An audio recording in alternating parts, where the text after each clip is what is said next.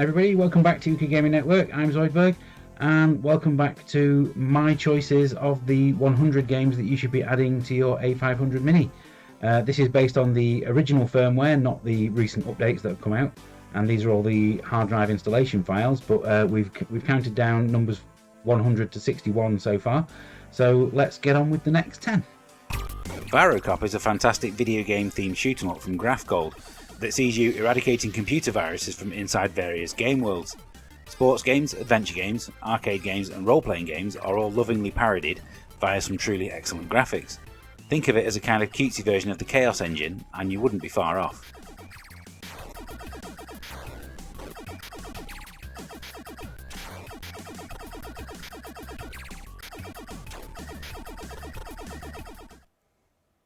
Any game that gives you a toggle for its gore effects must surely be left switched on, and Moonstone is definitely one of the bloodiest games you'll ever play. It's one part combat and one part turn-based strategy, where your aim is to either be the last knight standing or the first to find the Moonstone of the title.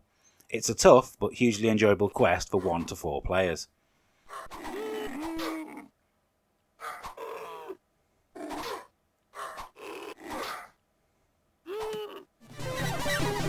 A mystery surrounds Snow Brothers, Ocean Software's conversion of the Toplan arcade machine.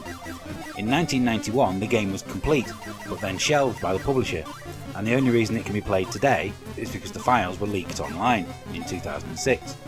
It's a cracking conversion, and the only reason it's not higher up the list is because for some reason it didn't include the 2-player mode of the arcade original.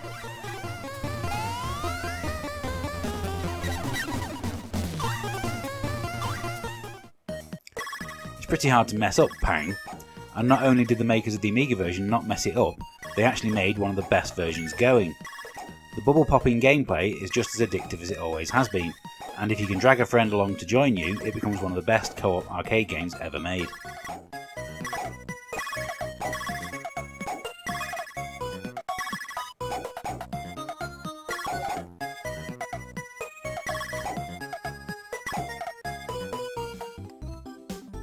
Think of a single screen version of Rick Dangerous where the traps can be seen and anticipated, throw in a second player and you have an addictive arcade platform game to rival the likes of Quack.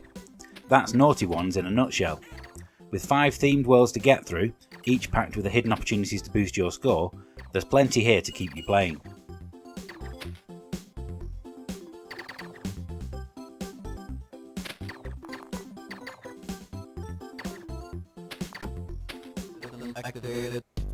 Even if you set it to easy difficulty, restricting yourself to only the first 3 levels of the game in the process, Disposable Hero is not a game for the faint-hearted. It's not as instantly accessible as the likes of Project X, featuring an initially confusing weapon system, but stick with it if you like a challenge, and you'll be rewarded with one of the best side-scrolling shooters on the Amiga.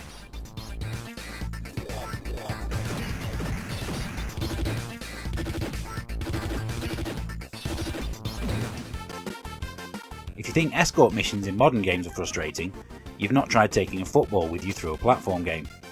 Thankfully the developers of Soccer Kid knew that this was going to get annoying, so you can respawn a new ball a limited number of times each level. Being able to choose your own team's colours for the character's kit was also a very nice touch.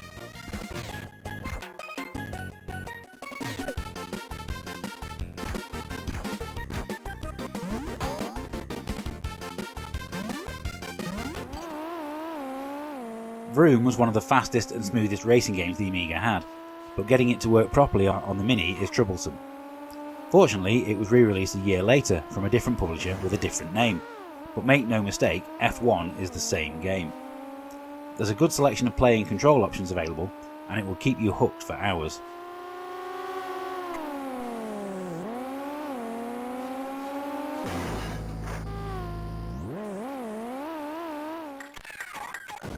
Just like Snow Brothers, Putty Squad was developed and finished but never actually released. Some magazines even reviewed it.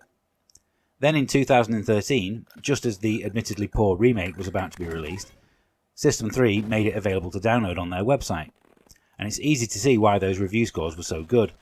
It's funny, inventive and playable in a way that most platform games just simply aren't. Am I okay? You'll definitely have heard of developer Digital Illusions, or their current name EA Dice at least. Yes, the makers of Battlefield first came to prominence making pinball games on the Amiga, and after Dreams and Fantasies, their third offering, Illusions, was the best of the bunch. Although the number of tables available was dropped from 4 to 3, all of them here are excellent.